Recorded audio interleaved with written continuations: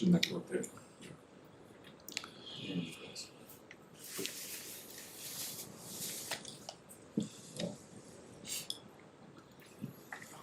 Doesn't need to, I guess, but it's usually whenever.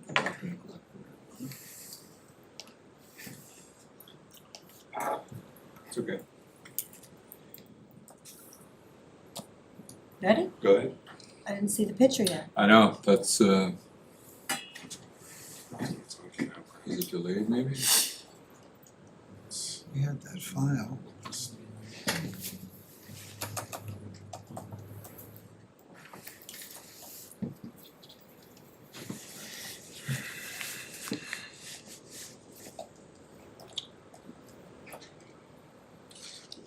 It's still okay, even though, Yeah, it's showing the camera right now.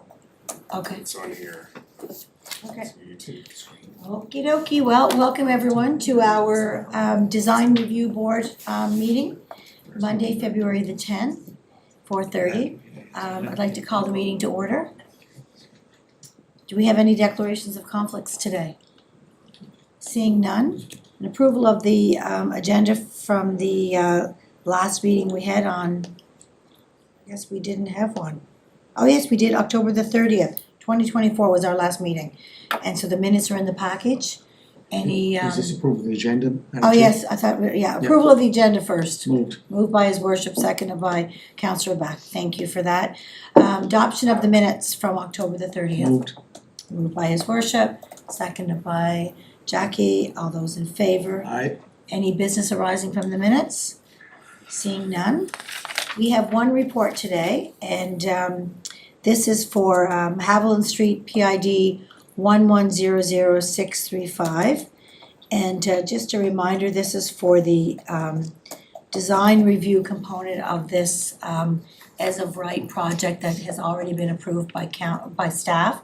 And this will not be required seeking any council approval as it adheres to the existing bylaw. The only thing that could potentially go to council would be if there was any discrepancy between staff's recommendation and the design reviewer and the design review board. So we'll go from there. David Gundrum, our manager of planning, is here to present to us the design review package. Thank you. Over to you, David. Thank you, Chair Yankoff. I'll just get Jason to operate the slides here. So as the Chair mentioned, this is an application for the Haviland Street property at PID 1100635. It's a request for design review, which would be to allow for a 7-story multi-unit apartment building on the property having 49 units. Would have combined underground and surface level parking. Subject property is as highlighted in blue on the screen here. Next slide, please. Following slide illustrates the proposed site plan layout that the developers have put forth. As shown, the 7-story 49-unit building would be oriented lengthwise to the water, or sorry, perpendicular to the water here. Some of the surface level parking spaces are as shown, and there's on the left and right you can see the entrances and exits for the proposed underground parking component. Next slide. Okay. So the property is an interior flag-shaped lot which is located on the west side of Haviland Street, just north of the intersection with Water Street. Subject property is located within the waterfront WF zone and is adjacent to established residential and institutional uses. Subject property is currently vacant, containing no buildings or structures. Next slide.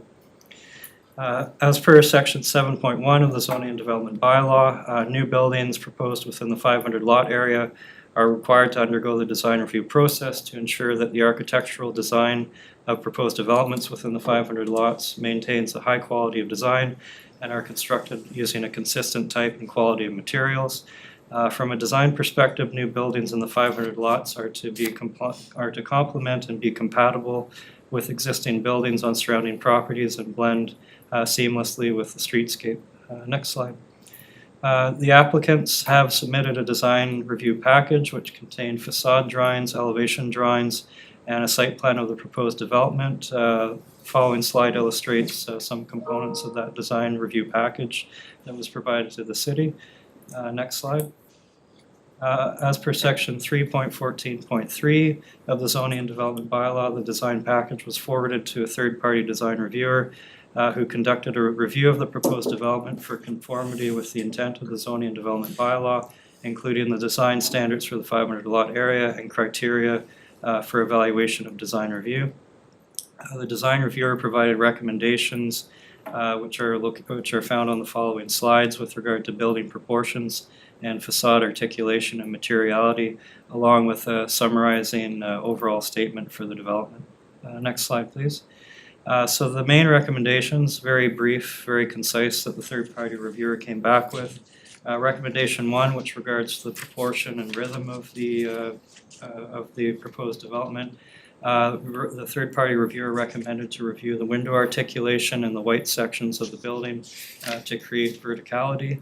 And the second recommendation, which regarded facade articulation and materiality, the third-party design reviewer recommended to review balcony finish and to review the possibility of adding a front entrance canopy. And on the second recommendation, I'll just note that the developers did provide an updated design review package to the city today, which actually includes a front entrance canopy overhang. That was not present in the previous package that we received several weeks back. Next slide, please. So the summary statement from the third-party reviewer was as follows. The overall design of the bank's project is generally of good quality and an appropriate infill project that warrants consideration. We present the above recommendation for consideration. Next slide, please. So to conclude, planning staff recommend the Planning and Heritage Department recommends that the Design Review Board support the design proposal for the 7-story multi-unit residential building on the property, identified as Haviland Street, PID number 1100635, with consideration for the design reviewer's recommendations as outlined in their letter dated January 31st, 2025, and that letter was provided as appendix to our report as part of the package for the board tonight. So that is a summary of the application and our recommendation to the board, and I'll hand it back over to the chair. Thank you. Thank you for that, David. We also have our applicant here. Kane, did you want to share anything before I open it up to questions for the board? No, not other than we're excited about the project. It's been, as you said earlier, a while, but that's kind of benefited the whole thing as we, put our heads together. We feel that we've now come up with a nicer project than was originally proposed. The major change is that we took the building feeling that we may have kind of intensified it a little too much for the site originally, so we've scaled it back a little bit. We've turned the building so that the broader side isn't facing the existing building. It's now turned, allowing more light into the Sacred Heart site. So other than that, as David said, we reviewed the design reviewer's notes.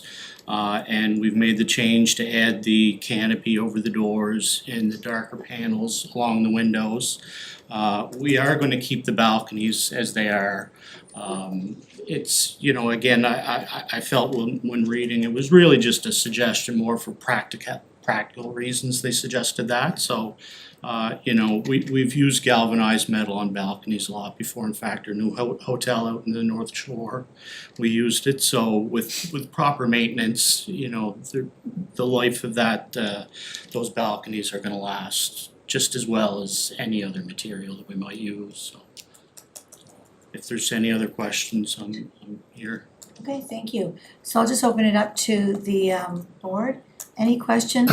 Yes, Councillor Brown. I'm just, I'm not quite sure what it means, the whole part about the window articulation and white section of building to create verticality. Can you maybe dumb that down for me a little bit in terms of what that actually means? Can you go back to, the new renderings are in this PowerPoint, are they, David? Okay. Jason, you have access to the drive here. So Norm, what they implied by that is that, see here where there's now these black panels that's creating this vertical element there. Okay. We didn't originally have them, it was just all white. Same with right here, so basically what they were suggesting is that if you look at the Sacred Heart building, there's a lot of vertical elements to it, Okay. so I don't think they're necessarily saying we should mimic what they did at the Sacred Heart home, but they're kind of implying that, by adding these few little panels, there's just a bit more vertical articulation in the elevations. Great, thank you. Any other questions? Okay, I see it here. No other questions from anyone? Oh, go ahead, your worship. So Kane, what's the width of the building going north-south? Is it, I don't see it here. Would it be 60, 80 feet wide? It's 65. 65? Yeah. 65. And the original concept was to go, this is going east-west, as you said, perpendicular. Yeah, the broad side is now turned compared to what it was originally. Right. And 7 stories, the last Yes. design, Madam Chair, was it 7 stories or was it 8? It was higher. It was higher, right.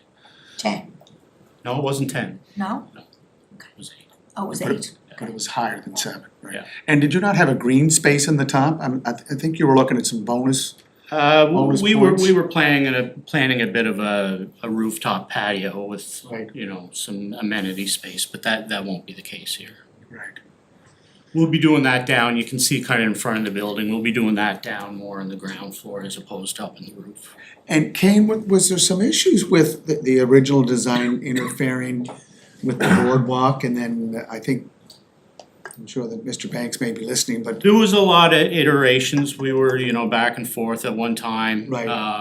The very original proposal, though, no, there was no issues with. no issues where you had to go to the province to get a sort of an amendment to that boardwalk to push it up further? You don't, There's a possibility if we have to at this point, and we do have that approval from the province, but at this current stage, we're not delving too much into that, but, again, there will be the possibility, yes. yeah, because But again, we had those approvals, the original design was going north-south, so that yeah. it was having an impact. Now it's gonna have more of an impact because it's going east-west, correct? Impact on the On the boardwalk? No, we're not set forward any further than what the original plan was. Oh. Yeah. So the We're building is, maintaining the buffer that as originally proposed. so the building's 65 wide, length, what did, is it The 100? length is 156 feet long. 56.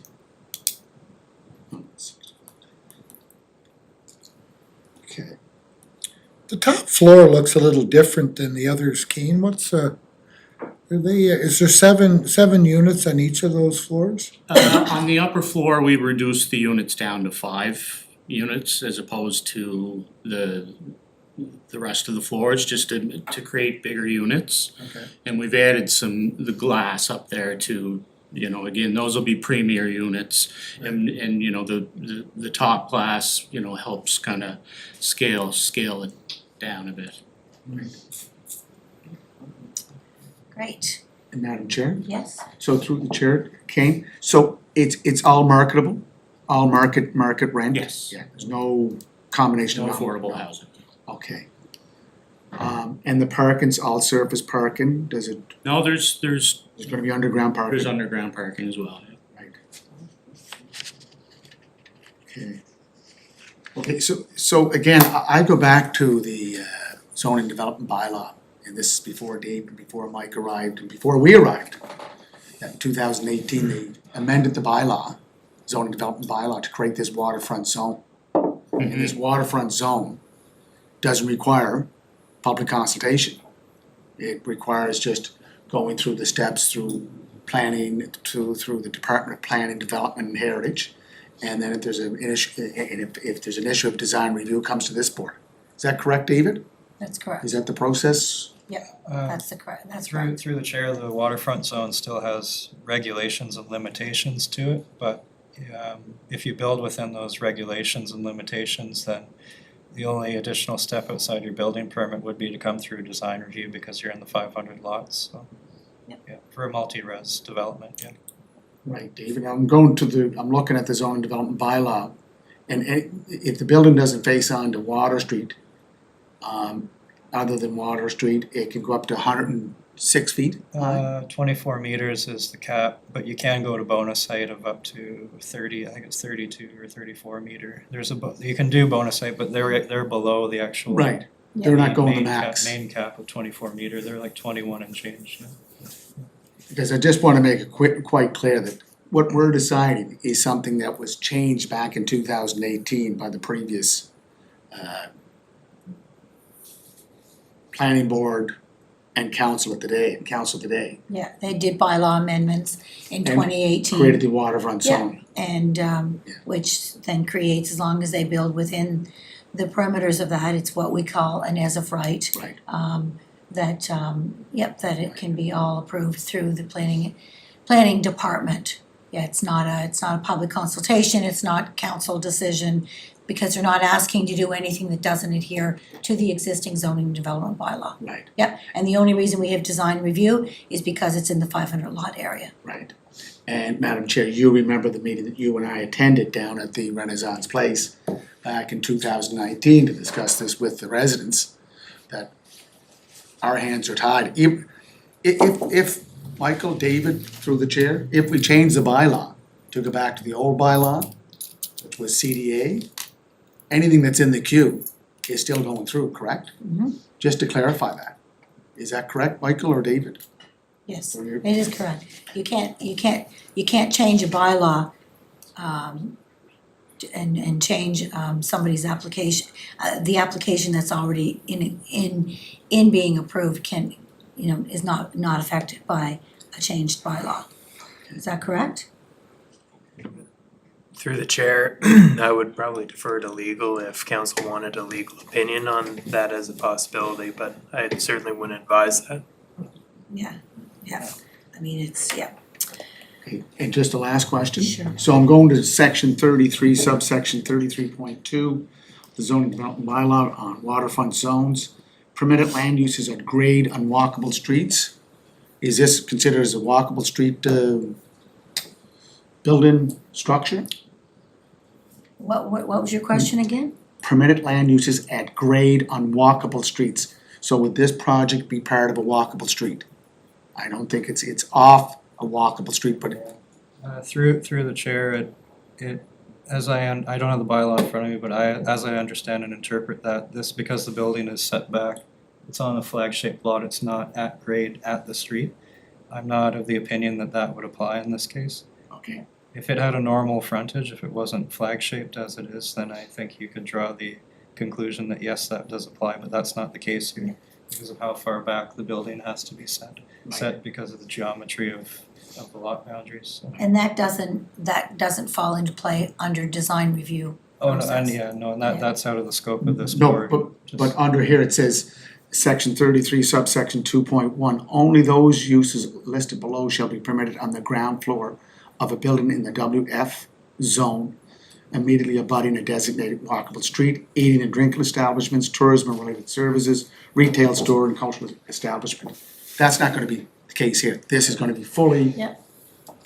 apartment Yep. building. Okay. All right, so any other questions? Yes, Jackie? Another quick one. Is landscape design captured under urban design in the city right now? Like, as part of this board, would we be allowed to comment and ask questions around the landscape design of the application? I don't think it falls under design review. Yeah, Design review is about the building itself. through the board to try and clarify, Jackie, it's just more about the design of the building, not so much the grounds. Like, that's really the scope of the design review board, is really to critique, make an interpretation and listen to the critique of the design of the building, not so much the grounds and the landscaping aren't really applicable components of that, Okay. truly, so. Yeah. My only question would have been around if there's concern about storm surge on this property and if there should be some landscape design features considered to manage storm surge, but if it's not captured under urban design board, then that's okay. Yeah. Okay. Yeah, that, Yeah. through the chair, a good question, but it is outside scope of what the board deals with here, yeah. Except that under the zoning bylaws, they do determine the finished floor elevation needs to be a certain height in order to deal with storm surge, but not in terms of like guess, landscape. And that would have all been done through the application process, through the planning staff to get their approval for this building. Yep, and this project, yep. Any other questions? I do, one last Okay, point. yes, your worship. Final point. As you know, what we experienced the last time when this came about, I think it'd be very prudent of the developer to meet with some of the residents in that Renaissance place, Renaissance Apartments, just to go over some of what's being proposed. I think it would be a good idea. As you've always said, Madam Chair, communications. Again, it would be an opportunity for residents to find out, you know, what is the proposal, what does it look like, how will it look when it's finished? Just as a suggestion. We have no problem sharing our proposal with the residents. I do believe, actually I know, there was a meeting during the first phase or first proposal of this where Tim met with residents and did hear some of the concerns. Obviously, one of the big things was the length of it in front of their building, hence why we've turned the building now and the broadsides turned a little bit, making the narrowest part of the building face, their building now, so we certainly don't mind printing this package off and, if you wanna share it with them, that's great. Great. Thank you. Thank you for that. Well, if there's no other questions, so the Planning and Heritage Department, their recommendation is for the Design Review Board to approve the submitted building package. And so we're here to see whether or not somebody has a motion to put on the floor to accept staff's recommendation to accept the project. Moved by Councillor Beck. Do I have somebody to second it? Councillor McCabe. So the resolution is on the floor to accept staff's recommendation. And just to keep in mind that if staff's recommendation is accepted, then this concludes the process for this project. It doesn't go on to council for anything else. It stays here. So resolution is on the floor. So all those in favor? Okay, anybody opposed? Okay, well, that's unanimous then. Thank you for that. Okay, introduction of new business. Seeing none, a motion to adjourn.